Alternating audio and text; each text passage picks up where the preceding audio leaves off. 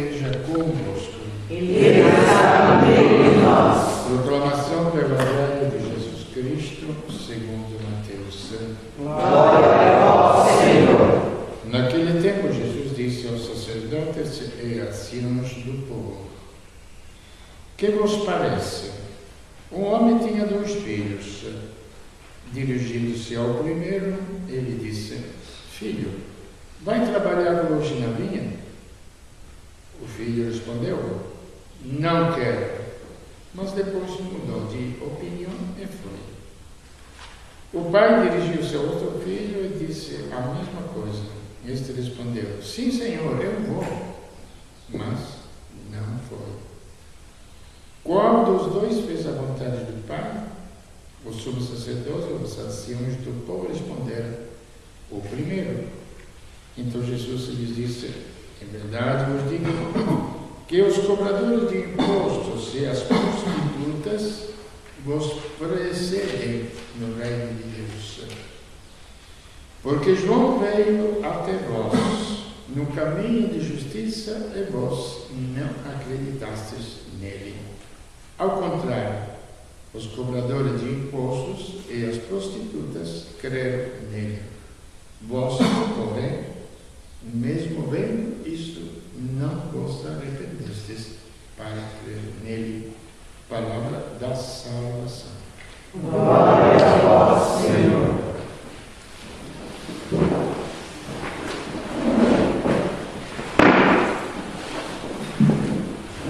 Mais uma vez se apresenta o sentido religioso da vida. O que é o sentido religioso da vida? Insisto, ter visões, sentir consolações, ter aparições, falar bonito, ou é algo muito mais simples, mais prático, mais real, não? O sentido religioso da vida é a própria vida. Ou ela tem o sentido religioso, ou ela não tem absolutamente nada. Porque o anúncio que se faz do Evangelho de Cristo é o anúncio de uma realidade, a realidade que está num ser humano, num homem. Um homem totalmente desprovido de cultura, entre aspas. Ele era a sabedoria eterna, infinita, fonte de toda a criação, porque o Verbo estava junto de Deus, muito superior a qualquer engenheiro que manda os foguetes para o céu. Infinitamente superior. Mas o que se via na realidade quando ele viveu sobre a terra? Nada disso. Trabalhava como carpinteiro do jeito que trabalhava naquela época. Acho, com machado, para coisa, não tinha tecnologia moderna, não tinha absolutamente nada. Então, já humanamente, fazia parte da sua sociedade. Mas não foi somente isso. Ele tinha um sentido muito claro da sua vida. É isso que fazia a diferença. Enquanto os outros não têm um sentido, por que não temos sentido? Porque já outras vezes falamos. O sentido é ter um futuro.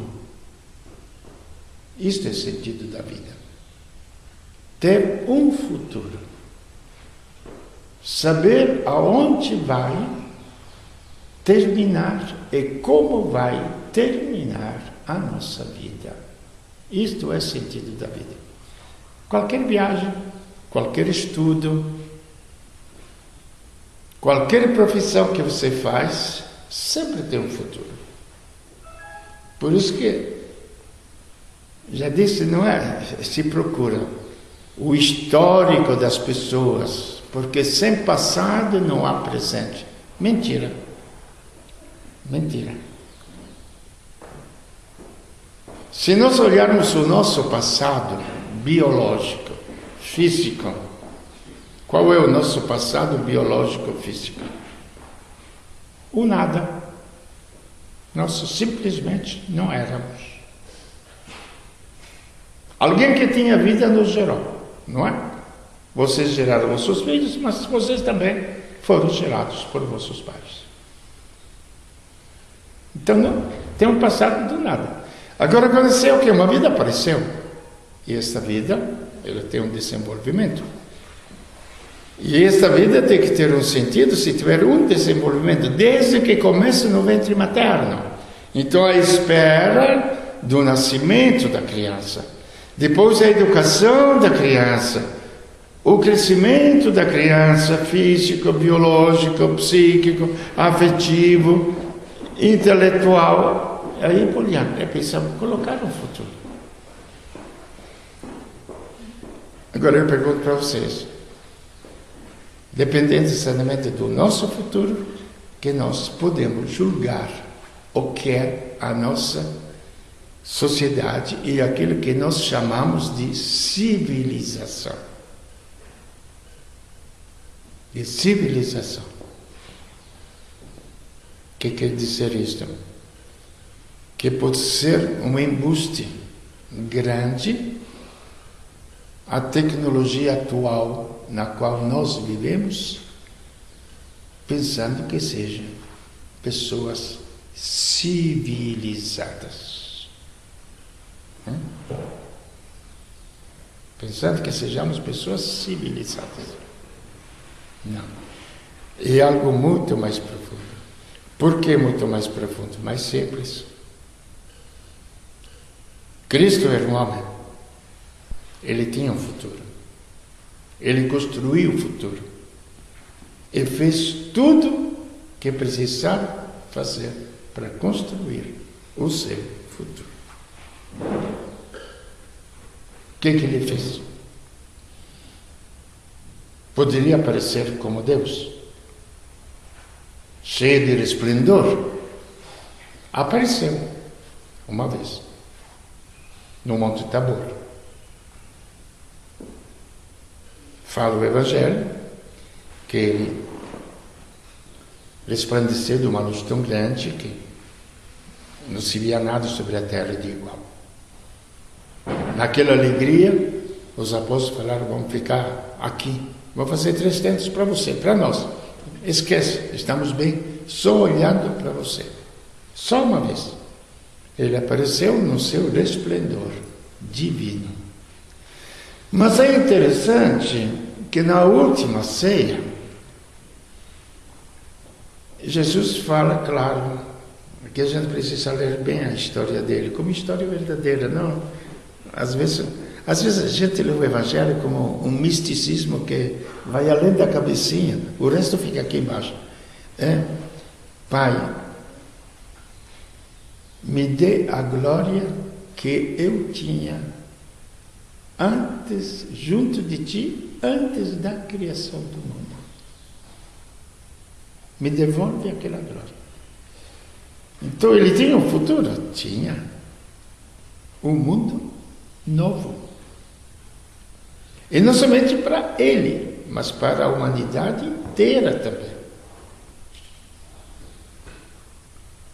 Por isso que ele se submeteu ao martírio da cruz, porque para alcançar aquela glória tinha algo a ser feito. Se uma criança está doente e a criança tem que alcançar uma condição física, vamos dizer, vamos ser mais rasteiros, mas se um jogador tem que alcançar a sua forma perfeita de jogar, não é? Mas tem o pé quebrado, o que ele tem que fazer? Tem que cuidar do pé primeiro, não é? Ele pode ser um ótimo jogador, potencialmente, mas não vai conseguir jogar. Então a humanidade tinha que alcançar, aí que vem a esperança. Desculpe se eu tenho que insistir, porque para nós a esperança não é aquilo que nos espera, é um tomara que aconteça, é um tomara que Deus resolva meus problemas, é um tomara que não aconteça nada de ruim. Onde mesmo fui fazer o batizado, o que você espera da igreja de Deus? A bênção de Deus. Eu falei, vai tomar banho. A bênção de Deus é o próprio Deus, não é a bênção de Deus. Eu quero o batismo. É o próprio Deus. Mas nós queremos as bênçãos de Deus.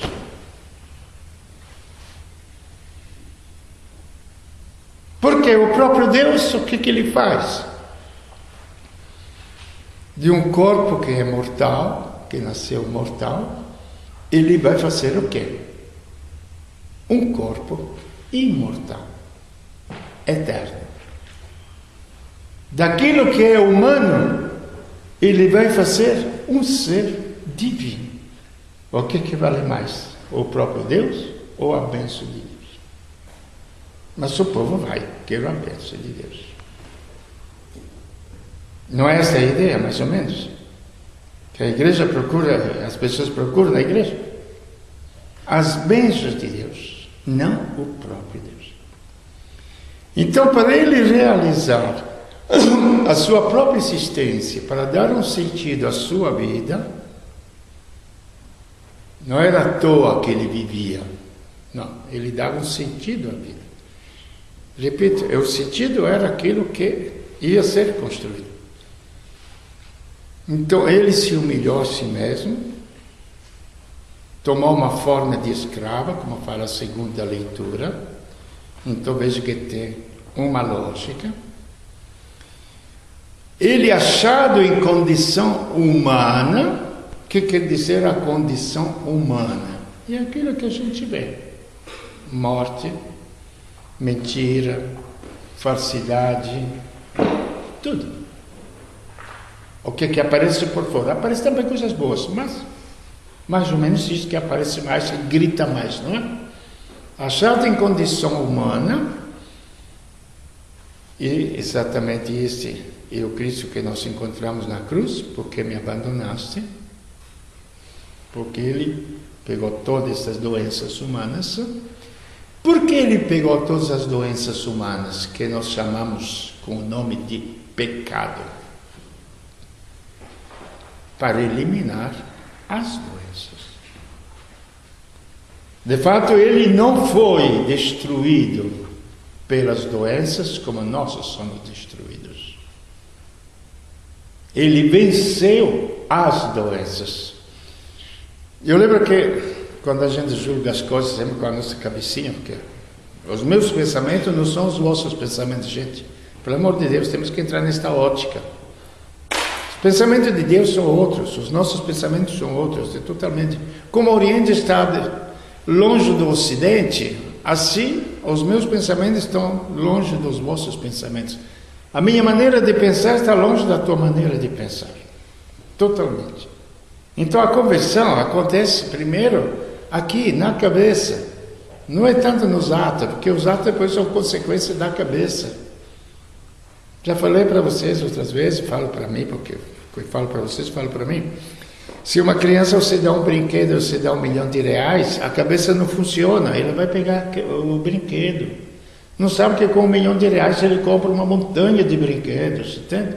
Então há doenças, mas quem é que vai mudar a nossa cabeça sobre os verdadeiros valores da vida? Quem? Tudo está concorrendo para não pensar, para não meditar quais são os valores verdadeiros da vida, o que vale mais. Só que no fim todo mundo fala: o que você quer? Paz. E de onde que vem a paz? Então ele assumiu sobre si os nossos pecados, venceu os pecados. E termina a carta: de São Paulo aos Filipenses. A ele, vencedor, aí sim que é campeão do mundo. Não é porque ganhou a Copa do Mundo de futebol. Ele é campeão do mundo porque ele venceu onde estava a morte com a ressurreição. Então são fatos históricos. Você pode acreditar ou não acreditar. Você está livre. Eu estou livre. Cada um de nós está livre. Ele venceu todos os males. O último dos males é a morte. Então, este fato dele assumir a forma de escravo tinha uma lógica, tinha um porquê. E a dor é insuportável quando não tem um porquê. A dor ela é suportável quando tem um porquê. Haja visto claramente, quando se entra numa UTI, numa cirurgia, tem um porquê a vida. Então a cruz não é tão absurda. Absurda porque não tem explicação, não. Quando ela tem um porquê. Então, nesse sentido, ele construiu o mundo, achado em forma de escravo, não tinha nem beleza, fala Isaías, ninguém olhava para ele, não era uma Miss Universo, não era um atleta, não atraía o olhar das pessoas. Humanamente era um completo fracassado, aquele que tinha ressuscitado os mortos, dado comida a milhares de pessoas, sarado todas as doenças, aquele que se considerava nas disputas que fazia com as pessoas superior a todos, porque respondia com a sua cabeça e inteligência, foi eliminado por um coitado de governador romano ou pelos judeus. Humanamente, como nós consideraríamos isto? Um homem fracassado, um homem acabado. O homem totalmente destruído.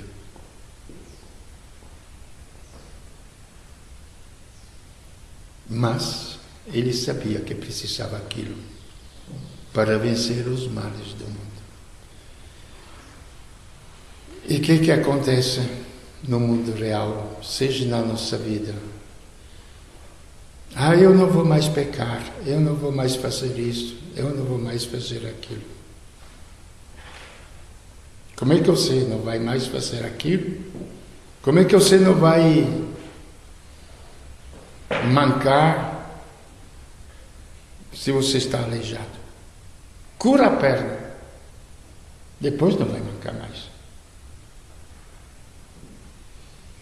E dentro da nossa própria formação cristã, o que é que nos faz prometer? De não pecar mais, não é? Preparação para a confissão, exame de consciência, isso e aquilo, prometo que eu não peco mais. Mentira. Prometo que procuro Cristo, porque Ele tira o meu pecado.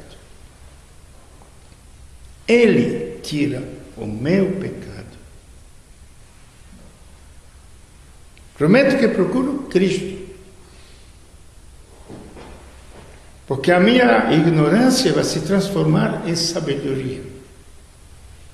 Prometo que procuro Cristo, porque a minha angústia vai se transformar numa paz profunda. Prometo que procuro Cristo, porque a minha vida mortal vai se transformar numa vida imortal. Prometo que procuro Cristo, porque o meu egoísmo vai se transformar em amor. Vocês ouviram a leitura que fala? Não era para monges que São Paulo falava, sabia? Não era para freira de clausura, não. Era para uma comunidade cristã. Vamos ser claros entre nós. Desculpa, mas eu vou ler, porque senão não vou conseguir.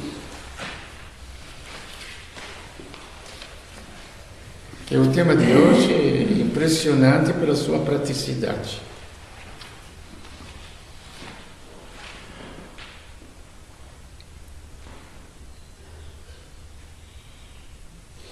Nada façais por competição ou vanglória, mas com humildade. Quem de nós não fica esperando elogios por aquilo que a gente faz? Vamos ser sinceros. Não a gente vai se esconder atrás da sombra, não é? Qualquer coisinha que vai contra o nosso ser, o nosso ego. Aliás, a psicologia moderna, como é a psicologia moderna? Precisa massagear o próprio ego. Como é?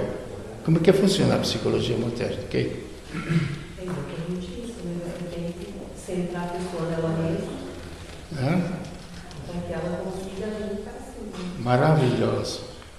Maravilhoso. E o cristianismo está onde? Nisto. Será que nós entendemos mesmo quais são as raízes do cristianismo? Massagear o próprio ego. Depois que tiver desfeito tudo o que tinha que fazer, diga: somos servos inúteis. O Frei Vitório é fulano porque fez o hospital, porque fez aquilo.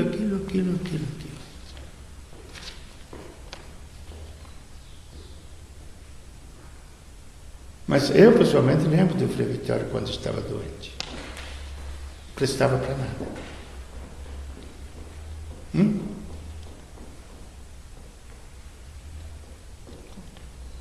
Então, gente, nada por competição. Você entra no comércio, como é que a gente fala? Posso falar? A gente não vai se ofender, não é? O meu concorrente. Não é assim? O meu concorrente. Por que teu concorrente se ele também tem que ganhar a vida, meu Deus do céu?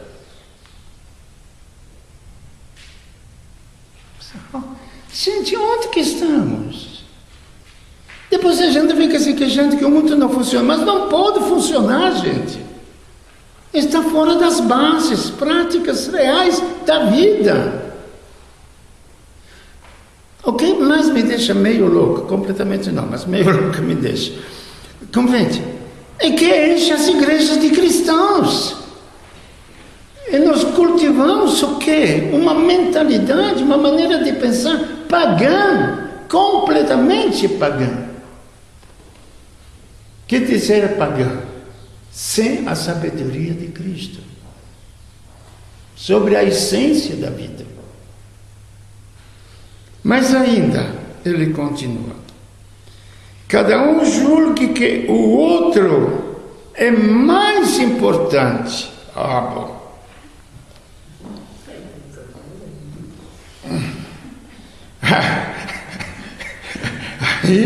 Aí acaba completamente, não é? Aí acaba completamente. Vocês percebem? Na educação dos filhos.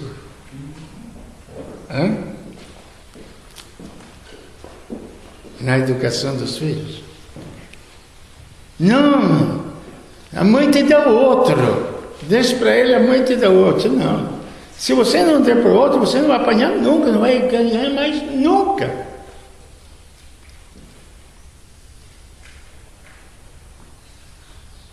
Entendeu?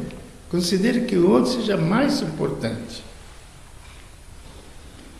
E não cuide somente do que é seu, mas também do que é do outro. Quando você faz um serviço, já falei outra vez, é preciso colocar o quê? Agora acabou, não sei, tem ainda essa história de ISO 2000, de 3000, de qualidade, ainda tem esse negócio, concurso tem. É? Gente, é tão simples. É só pensar, você está cuidando do carro, seu mecânico, pense que seja do seu filho, da pessoa que você mais ama. Como é que você arrumaria o carro?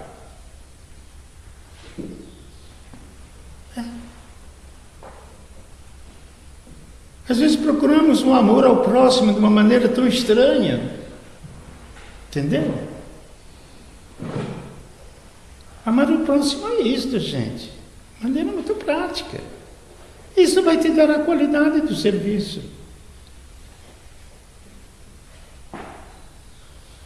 Então, você está fazendo o almoço, pense na alegria que a pessoa vai ter em comer aquilo. Não, você espera. Estava boa a comida, não? Estava maravilhosa. Eu não é? Eu não é? Como se esconde o nosso egocentrismo, gente? Como se esconde? Sempre procuramos indiretamente o meu ego. É o nosso ego, é o pecado. Depois não temos paz. Cristo é a nossa paz. Na medida em que a gente se esvazia de si mesmo, por que ele fala isto, gente? No Evangelho está claro, e me assusta. Isto é ser sincero. Porque não sei até onde o meu ego me domina. Porque evitar as coisas erradas não é difícil. Tem uma certa moralidade comum, isto e aquilo. Mas o ego da gente é difícil discernir. Porque quem quiser salvar sua própria vida vai perdê-la. Porque Ele é o Salvador da vida. E Ele somente pode invadir o nosso ser e salvar a nossa vida na pobreza total do nosso ser. Tem um caminho totalmente diferente, é um caminho psicológico, que atinge diretamente na psique da pessoa, atinge na realidade, como também os dois filhos. Não vou, não estou nem aí. Então, depois pensa, tá bom, eu vou. O outro, sim, vou. As pessoas, vão fazer isto, vão fazer aquilo, vão fazer aquilo. Na hora H, o pessoal estava se queixando dos voluntários. Fala que vão lá, eu falo, mas aqui não é voluntário. Quando me der na telha, quando não tenho nada para fazer, eu vou ajudar alguém. Que não é voluntário, não tem nada a ver com voluntariado. Entendeu? Então, aí a religiosidade fica exatamente nestas coisas, fora da nossa realidade concreta e humana. Tende entre vós os mesmos sentimentos que existe em Cristo Jesus. E aí começa tudo aquilo que ele fala de Cristo Jesus, é ter os sentimentos dele. E uma vez que encontramos os sentimentos dele, encontraremos a paz, não somente, mas encontraremos também o nosso futuro, porque é nele que a nossa vida se realiza. Tudo que nós pensamos que vai se realizar nas coisas, no meu sucesso, no meu nome, na minha riqueza, na minha saúde, não vai realizar absolutamente nada. Mas tudo está aqui que eu posso jogar fora, que depois não é nada, não jogo fora nada. Quando eu entendo bem o valor, vejo que isto não é nada. Aí, em Cristo, que esta é a grande realidade, a minha vida vai se realizar. Porque Ele tirará de mim tudo que não presta, os meus pecados, não somente mas Ele colocará em mim também a sua própria vida. E termino aqui aquilo que eu falei ontem no batizado, porque todos fomos batizados. De um ser simplesmente humano, Ele faz de nós um ser divino. De um ser mortal, porque gerados na carne, nós somos gerados na morte. De um ser mortal, Ele faz um ser eterno.